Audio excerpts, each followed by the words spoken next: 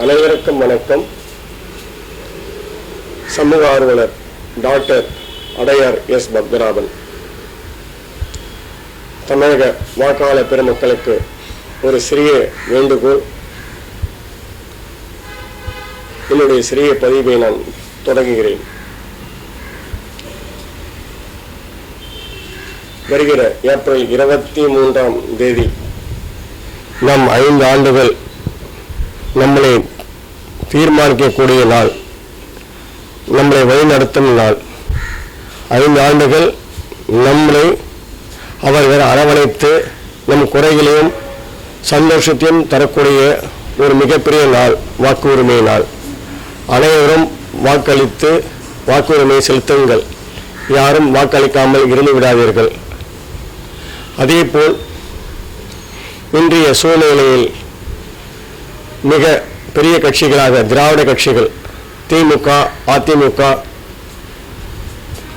மற்றும் அனைத்து கட்சிகளும் புதிதாக டிவிகே அனைத்து கட்சிகளும் இன்று போட்டியிட்டு வேட்பாளர்களை தேர்வு செய்து ஒவ்வொரு தொகுதியிலும் ஒவ்வொரு வீதியாகவும் தெருவாக சென்று வாக்கு சேகரித்து வருகிறார்கள். என்னுடைய சிறிய கேள்வி, திமுக கேட்டால் அதிமுகவை தீய சக்தி என்று கூறுகிறார்கள், அதிமுக கேட்டால் திமுக தீய சக்தி என்று கூறுகிறார்கள். அப்போ பொதுமக்களாக நமக்கு எந்த நல்ல சக்தி என்பதை யார் சொல்வார்கள்? ஒன்று. வேற இன்னொரு அடுத்த ஒரு கேள்வி, அதாவது திராவிட கழகம், நான் அதாவது 50 ஆண்டுகள் முன்பு நான் கேள்விப்பட்டிருக்கேன். ஏன்னா நான் பிறந்த எனக்கு வயசுக்கு பார்த்தீங்கன்னா அந்த அளவுக்கு அனுபவம் கிடையாது. 50 ஆண்டுகள் முன்னாடி திராவிட கழகம் அண்ணா அவர்களுடைய ஆட்சி காலத்தில் முடிந்து அதுக்கு தலைவராக தேர்ந்தெடுக்க திரு எம்ஜிஆர் அவர்களை முதலமைச்சராக தேர்வு செய்ய அந்த கமிட்டி நடைபெற்று வந்தது.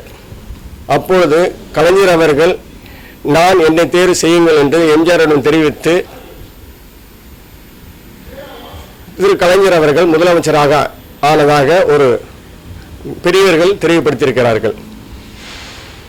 அப்பொழுது அந்த கட்சியில் அப்போ ஒரு சினிமா நடிகர் தான் எம்ஜிஆர் அவர்கள். காலப்போக்கில் அவர் தனி கட்சி ஆரம்பித்து அனைத்து இந்திய அண்ணா திராவிட முன்னேற்ற கழகம் என்று ஒரு அமைத்தை ஆரம்பித்து ஒரு அந்த நேரத்தில் பார்த்தீங்கன்னா திமுகவும் காங்கிரஸும் தான் போட்டி, 2 கட்சிக்குள்ளதான் போட்டி என்று சொல்லுவாங்க. அப்போ அனைத்து இந்திய அண்ணா திராவிட முன்னேற்ற கழகம் புது கட்சியாக தானே வந்தது. அப்போ எம்ஜிஆர் ஆதரித்தாங்களே அந்த மக்கள். அதே போல இந்த வாட்டி புதுசாக வந்திருக்க டிவிக்கு விஜய் அவர்கள் வந்திருக்கிறார்கள். மக்களுக்காக நான் சேவை செய்கிறேன், எனக்கு ஒரு வாய்ப்பு கொடுங்கள் என்று கேட்கிறார்கள். ஸோ அதே போல நம்ம அன்னைக்கு அவர்களுக்கு நம்ம உதவி, அதாவது வாக்கு உரிமை கொடுத்து எம்ஜிஆர் அவர்கள் எப்படி கொண்டு வந்தோமோ இவர்களுக்கு நம்ம கொடுத்து பார்க்கலாமே, தவறு இல்லையே. இது பொது கருத்து தானே தவிர இதுதான் இங்க செய்யணும்ன்றது நான் சொல்ல வர விரும்பல.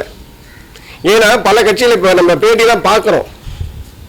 இவர் ஒரு சினிமா நடிகர் வராங்க, இவர் எப்படி அரசியலுக்கு என்ன தெரியும். அப்போ அந்த காலத்தில் அப்போ யாருமே சொல்லலையே. எல்லாரும் எல்லா கட்சியும் ஆரம்பிக்க சமயத்தில் புதிதாக தான் ஆரம்பித்தார்கள் தவிர எல்லாமும் கட்சியில் வளர்ந்த பிறகு கட்சியை கொண்டு வரல. அதே போல் இவர் புதிதாக வந்திருக்கிறாரு. அதே போல் இன்றைய கலாச்சாரம் பார்த்தீங்கன்னா கஞ்சா, குழந்தைங்களுக்காக ஒரு பாதுகாப்பு இல்லாமல் சிறு 2 வயது குழந்தைங்க என்னங்க பண்ணுவோம்.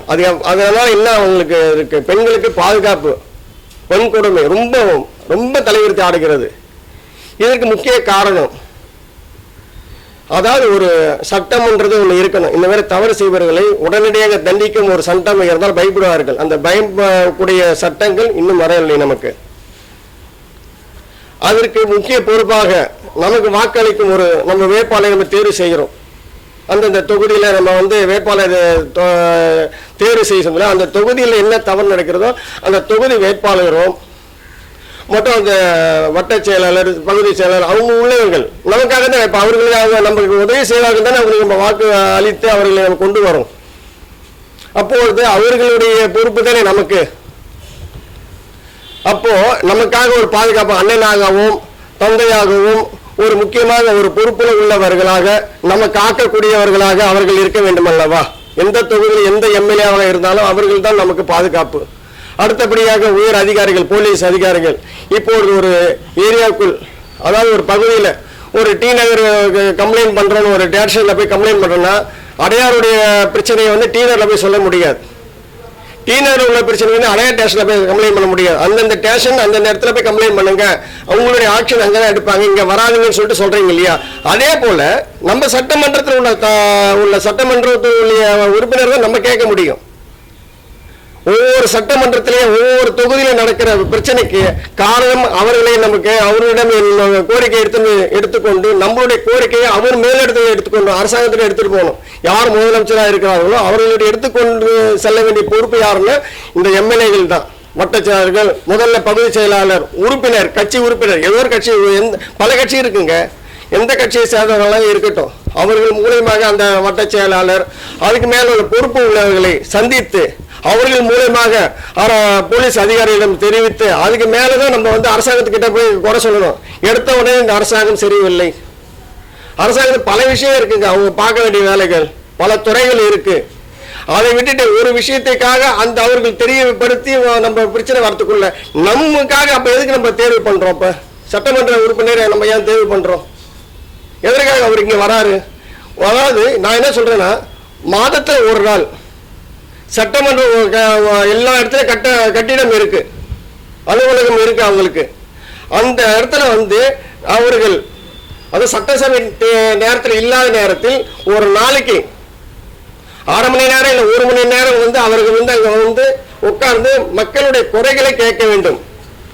மக்களுடைய குறைகளை கேட்டு அவர்களுக்கு துணையாக செயல்பட வேண்டும். அவர்களுக்கு மக்களுடைய குறைகளை கேட்டு மேலிடத்துல எடுத்து செல்ல வேண்டும். சட்டமன்றம் என்று அவர்களுக்கு எல்லா அரசாங்கமும் எல்லா அனைத்து விதமான ஏற்பாடும் செய்து கொடுத்துருக்காங்க. ஸோ அதை நம்ம வந்து இப்போ ஒரு எம்எல்ஏ இப்போ நம்ம இந்த டெய்லி வராரு, இந்த டைம் காலம்பரம் 9 to 10 மணி வரை, 10 to 11 மணி வராருன்னா நம்ம குறைகளை எடுத்துகிட்டு போய் அவங்ககிட்ட சொல்லலாம். இந்த பகுதியில், இந்த தெருவில், இந்த வீதியில், இந்த சந்தில் இந்த பிரச்சனை நடக்கிறது, இதனுடைய கலாச்சாரங்கள் ரொம்ப சீர்கெட்டு வருகிறது, நீங்கள் வந்து பாருங்க சொல்லிட்டு நம்ம சொல்ல முடியும்.